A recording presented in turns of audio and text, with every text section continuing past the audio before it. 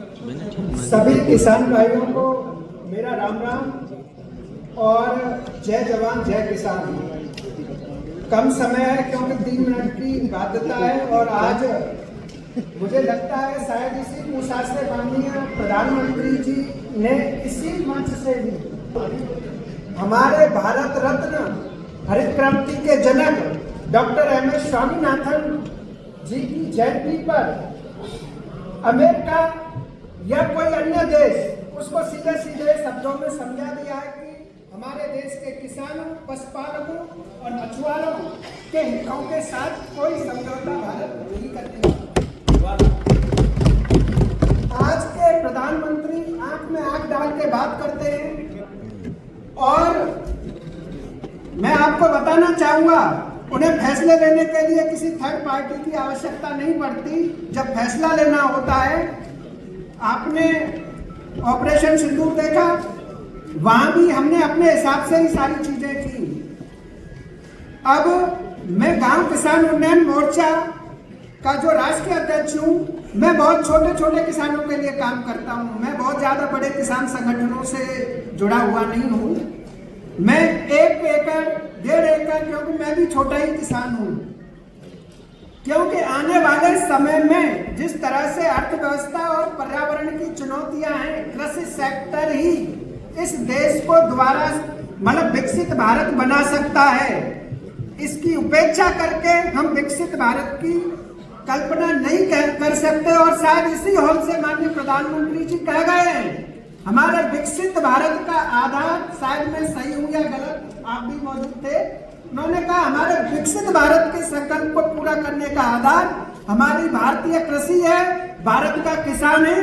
इसके लिए मैं अपने विश्व के लोकप्रिय यशस्वी माननीय प्रधानमंत्री श्री नरेंद्र मोदी जी का हृदय से अभिनंदन पत्र लेके आया हूं और बहुत बहुत आभार जताऊंगा।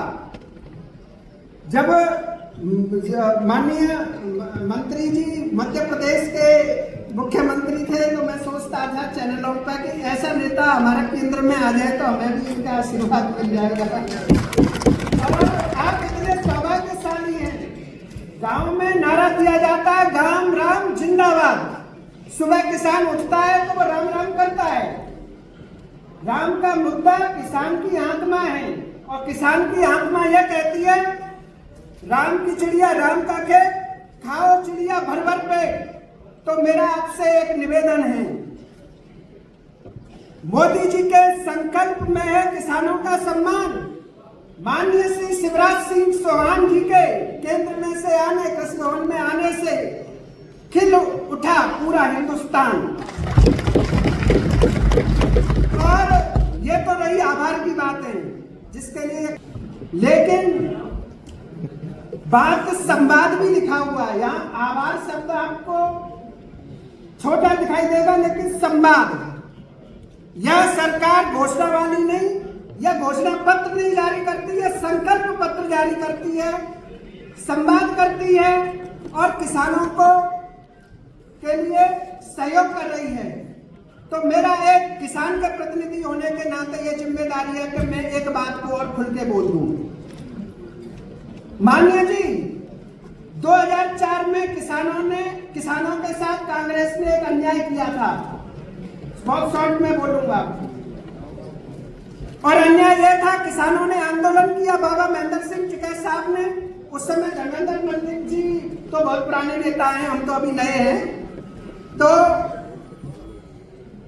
राष्ट्रीय किसान आयोग का गठन बना दिया गया, जिसकी रिपोर्ट भी 2006 में, उसकी जो सिफारिशें हैं तो कोई लागू नहीं की और इस किसान ने उस पार्टी को सत्ता से बाहर किया।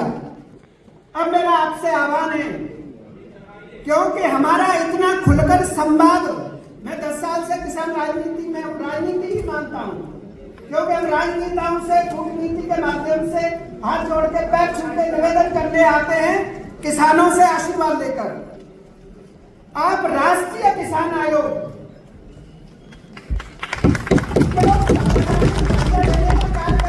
उसमें जो शर्तें हैं वो आप अपने हिसाब से वोट कर लीजिए, हम उसमें कोई हट नहीं कर रहे। लेकिन एक कृषि प्रधान देश में अगर राष्ट्रीय किसान आयोग नहीं है तो यह भी हमारे लिए छोटी बात है। और जो हमारे कांग्रेस के समय अन्याय हुआ था, आज न्याय दिलाने का सौभाग्य, मैं शायद 3 बार आपको रिपीट कर चुका हूं ये बात।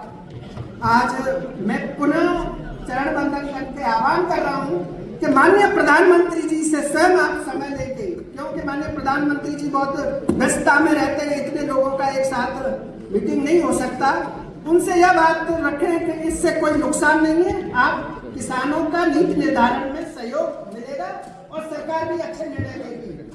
लास्ट में आभार, मैं 1 मिनट और लूंगा।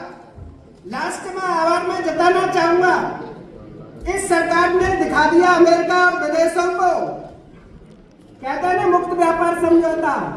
बहुत देश घूम रहे हैं, डेली यहाँ पे फाइलें आती हैं, मीडिया में नहीं आ पाती, लेकिन हमारे देश के प्रधानमंत्री श्री नरेंद्र मोदी जी, कृषि मंत्री श्री शिवराज सिंह चौहान जी पे हमें भरोसा करना पड़ेगा। ऐसा कोई वो स्टेप बिना संवाद के नहीं ले रहे। इन्होंने एक बहुत बड़ा ऐतिहासिक फैसला लिया है, उसके लिए मैं आभार जताऊंगा। इन्होंने राष्ट्रीय प्राकृतिक खेती मिशन, जो हमारे जल, जमीन और जैव विविधता और हमारे भविष्य की पीढ़ी को बचाएगा, उसके लिए मैं विशेषतः ये पत्र लेके आया हूँ। माननीय मंत्री जी, मैं बहुत बहुत आभारी हूँ और ब्रज के किसानों की तरफ से लास्ट में मैं आपका स्वागत भी करूंगा। और ये राष्ट्रीय किसान आयोग का जो पत्र है माननीय प्रधानमंत्री जी के लिए,